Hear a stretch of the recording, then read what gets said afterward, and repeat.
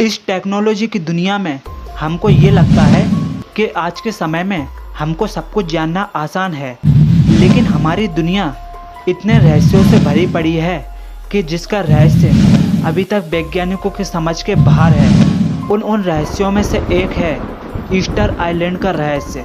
Easter island दक्षिण Pacific प्रशांत महासागर के बीच में स्थित है। ये आइलैंड 15 मील लंबा और 10 मील चौड़ा है और ये पूरी दुनिया से अलग थलग पड़ा हुआ है। इस आइलैंड पर कई रहस्य दफन हैं जो कि वैज्ञानिकों के समझ के बाहर हैं। इस आइलैंड पर विशाल पत्थरों के सर पाए गए हैं जिसकी ऊंचाई 40 फीट से ज़्यादा है।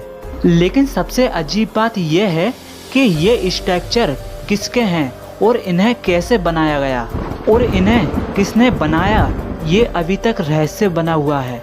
इस आइलैंड की खोज सन 1772 ईस्वी में हुई थी और इस आइलैंड पर मौजूद मूर्तियों ने सबको हैरान कर दिया कि इन्हें जिसने भी बनाया उसे इनका सिर्फ सिर ही बनाने का क्या कारण था और इन्हें बनाया ही क्यों गया। इन स्ट्रक्चरों को ज्वालामुखी के ठंडा लावे से बनाया गया है। लेकिन सोचने वाली बात यह है कि इन विशाल से दिखने वाले स्ट्रक्चरों को बनाने के लिए ज्वालामुखी का ठंडा लावा इस आइलैंड पर कैसे लाया गया, जो कि ये आइलैंड समुद्र के बिल्कुल बीच में मौजूद है।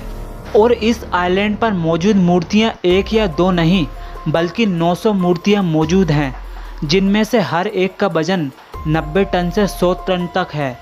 आखिर सवाल फिर वही उठता है कि इन विशाल से दिखने वाले स्ट्रक्चरों को बिना किसी एडवांस मशीन और टेक्नोलॉजी के इन्हें खड़ा कैसे कर दिया गया। और इन सभी मूर्तियों की बनावट लगभग एक जैसी है।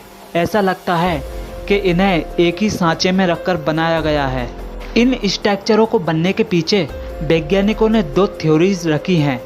कुछ वैज्ञानिकों का मानना है कि कुछ हजार साल पहले इस आइलैंड पर एलियंस उतरे होंगे और उन्होंने इन विशाल स्ट्रक्चरों को बनाया होगा और किसी वजह से वो इसका काम बीच में से ही छोड़कर चले गए। हालांकि इसका कोई पुख्ता सबूत नहीं है, सिर्फ वैज्ञानिकों का मानना है। और दूसरी थ्योरी ये है, ऐसा बताया जाता है कि इन मूर्तियों को रापा नुई कहे जाने वाले लोगों ने 1250 ईस्वी से 1500 ईस्वी के बीच बनाया था, जो कि ईस्टर आइलैंड पर ही रहते थे। इन्हें बनाने की वजह ये बताई जाती है कि वो लोग अपने पूर्वजों की याद और उनके सम्मान के लिए इन्हें बनाते थे। लेकिन इन मूर्तियों को बनाने के चक्कर में पेड़ पौधों की अंधाधुंध कटाई होने लगी और इस आइलैंड पर रहना रापा नुई के लिए मुश्किल हो गया।